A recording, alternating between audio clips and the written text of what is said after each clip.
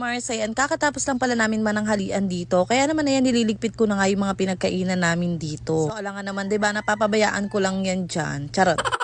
Grabe mga Mars, hindi talaga ako makamove on. Ang sarap-sarap talaga ng kain namin dito, as in. So, meron kasi ako nabili na tilapia na halagang 100 lang ng 2 piraso na. So, yun pa yung pinaka-stock namin. And pinartneran lang talaga namin siya ng talbos ng kamote tsaka okra. And then sinasawsaw nga sa bagoong na isda. Ay, talaga namang hindi lang isang beses ako sumandok ng kanin. Hindi na talaga ako magpapaka-plastic. Talagang lumakas kumain ng mama nyo.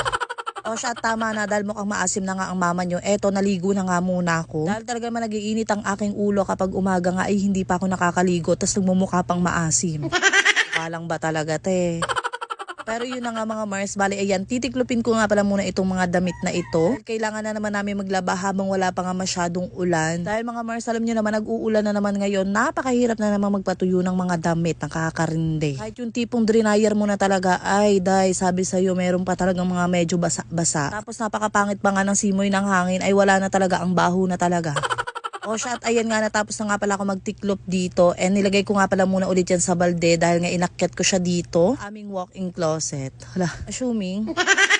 So ayan, isa-isa ko na nga pinaglalagay dito sa mga kanya-kanyang lagayan para nga hindi na nga kumalat dito. Alam nyo naman ngayon nga mga Mars, ay nako, talaga namang pinofocus ko na rin talagang malinis dito sa taas namin. And iba rin talaga ang pakiramdam mga Mars kapag ang linis ng paligid. Na yun na nga, ito nga yung hindi mawawala sa aking routine, ang magbantay ng tindahan. So dapat nga maglilista na ako dito ng mga dapat kong bilhin na mga wala na naman. Kaso eto namang mama nyo, talaga napasarap na naman sa pag-i-scroll. Ay, paano ba naman kasi mayroon na namang chismis ang dumating sa messenger natin. Charot.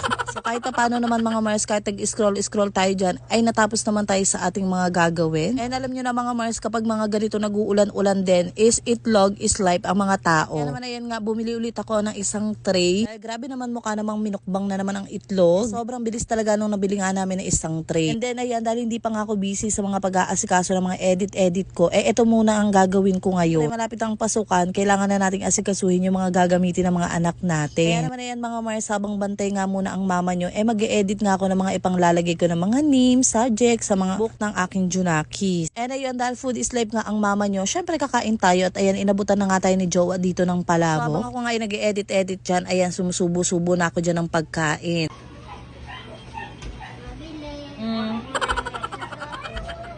Ha? Ano to? So multitasking nga muna ang mama nyo dito dahil habang tayo nga ay nag-e-edit, syempre bantay na rin tayo ng tindahan. So Thursday na kasi ngayon mga Mars, and kailangan ko na talaga maasikaso dahil Monday nga is pasukan na. Ayoko na talaga magpaka-Filipino time kung kailan malapit na tsaka kikilo.